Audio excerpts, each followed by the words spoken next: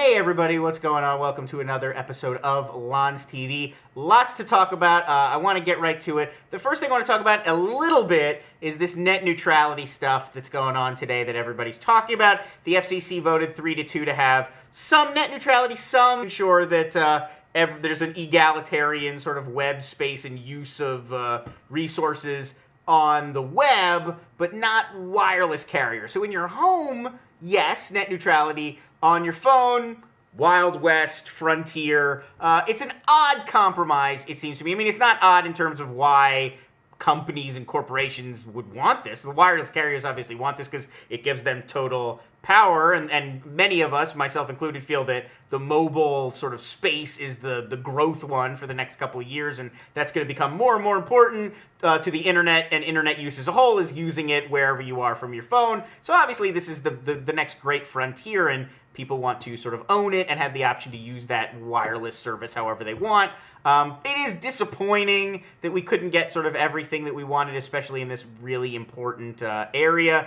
It is not surprising, and it feels like that's kind of the story of the Obama years in a lot of ways, is that you kind of get what you want as a progressive anyway. Because Obama's not a progressive. People seem to think that he was, and he never really ran as a progressive, and he never really was progressive, and he's very centrist, and so it's always these, like, wrenching compromises that you hear what's going to happen. It's like, oh, but you're closer than you would be if you voted for McCain and Palin, which is, you know, we'd be like bombing Tajikistan and, you know, who knows, drilling for oil like inside polar bears. Like, who knows what those two maniacs would be doing. So anyway, the main point I wanted to make was I see all this like on social media, people like complaining in campaigns and petitions, and it's like social media is really bad at stuff like this. Like, writing your congressperson, as hokey as that sounds, is probably the most effective or one of the most effective things you can do in terms of FCC policy. I mean, it's going to go through the legislative, it's going to go through the courts. Who knows how to really stop this thing, but at least that's direct action that's effective. Like how you vote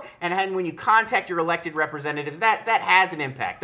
Whereas going on like, I signed a Facebook petition and like all these like hashtags and everything, like it's great if you want to get beloved, you know, 80s TV mainstay Betty White on Saturday Night Live. It's less effective for direct political action, stuff like this. So it's a little meaningless, and the more I see it pop up, it almost cheapens the importance of these issues to make your argument on Facebook.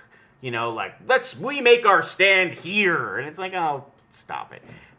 You know, let's talk about what Disney princess you are instead. That's more interesting. Main thing I wanted to talk about today on the show is the 90s classic TV series Twin Peaks, which I've been rewatching in its entirety. I'm almost wrapped up with season 2, but it's been on my mind, so I want to talk about it a little bit. Clearly one of the great TV series of all time. I think most people who've seen the show or TV fans would probably agree. What I never really noticed before this particular time going through is as how modern it is. It really introduced what we now think of as being like a dramatic series. It was, you know, the first season in particular, it was 8 episodes total, pilot, and then 7 episodes, so it had that kind of condensed season. It was one big story arc. It developed over the entire season.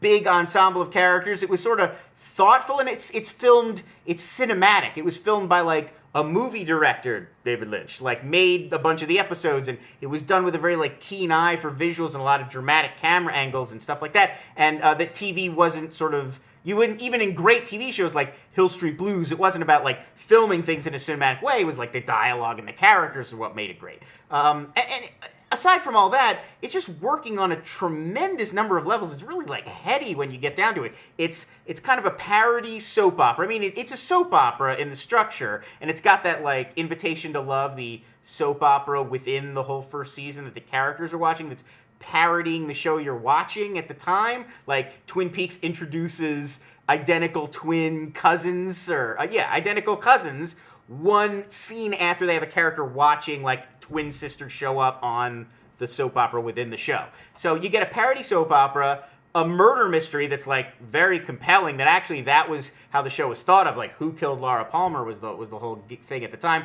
Plus, it's this very trippy, heady, metaphysical, surreal David Lynch thing about, the ugliness lurking right under the happy face of, like, small town 50s Americana. So you have this, like, bucolic town with, like, the diner and all these happy apple-cheeked youth running around, and everything is, like, super 50s. There's, like, the biker kid, and everybody's dressed 50s, and then that's the style of it, and yet all the scenes are, like, murder and rape and kidnapping and spousal abuse, and it's just, brothels, and it's just, corporate raiders, and it's all lurking, like, right under the surface. So all that's going on in every episode.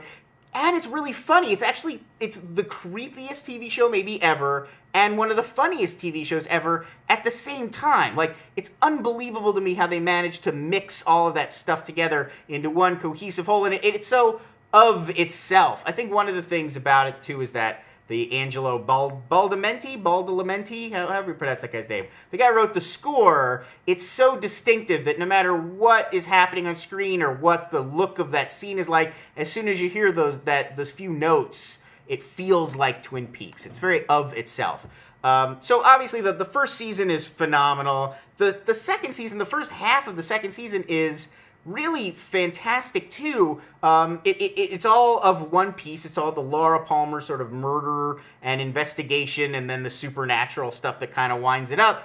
And what's amazing too is it gets very weird. The jokes at the time too, like there's Simpsons references and stuff that it was just weird for weird's sake. Like Twin Peaks, it's that incredibly trippy, weird dream show. And it is weird, but once you get to the solution, it's all so tightly done that if you sort of accept the supernatural premise, that there's almost like this Native American spirituality in the woods, and that there's these spirits that can inhabit people. Like, if you kind of accept that basic premise, the whole show and everything you see basically makes sense. Like, all these weird statements and sentences and clues and little things that they drop that it seems like there's no possible way that this is actually going to pay off. Like, the owls are not what they seem. Like, it's just strange just to be strange. It actually ends up, like, being part of the show. And I don't know if it was all planned out in advance or if they just were clever about how to link everything up, but it really works, and it's essentially sort of linear if you just kind of accept the weirdness. It really is one story, and it's pretty straightforward to follow for something that's that trippy. The weird thing about the show is that once you get halfway through the second season, they solve the main mystery. They solve the Laura Palmer murder. It's a great episode. David Lynch directed it, and it sort of wraps everything up. And then, did David Lynch direct it? I think he did. It wraps everything up, and then you're done. And the show keeps going, but it's totally aimless. I mean, they try to introduce some new characters, some new locations. They bring all sorts of these new elements in, but it's clear that there's not one story driving it anymore. That's just gone. It would be like Mad Men if, like, Don and Betty Draper just weren't in it next year. And it was, like, still about Sterling Cooper, and some things were sort of ongoing, but you were just like, but that was what the show was about, was this guy and the marriage, and now it's just, and it's very confusing. You can see why so many people would have sort of abandoned the show, because it just gets incredibly aimless. And you read about what happened with the show, and Lynch started clashing with the network a lot, and he and Mark Frost, his co-creator, couldn't really agree, and Frost and the network both really wanted to, like, solve the murder, at least get people closer and give them some sort of closure, and Lynch was just like, no, keep it going forever. And then Lynch left to go do other projects and came back and did the finale, which they didn't realize would be the show's finale, so they leave it on this huge cliffhanger that just never got resolved.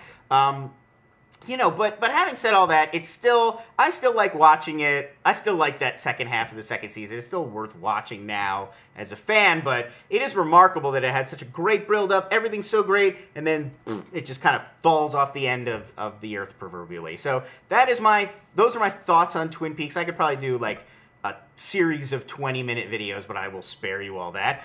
Thanks for joining me again on Lons TV. It's another 9-minute plus episode, so full of fail. And I look forward to seeing you all here tomorrow. Let's talk then.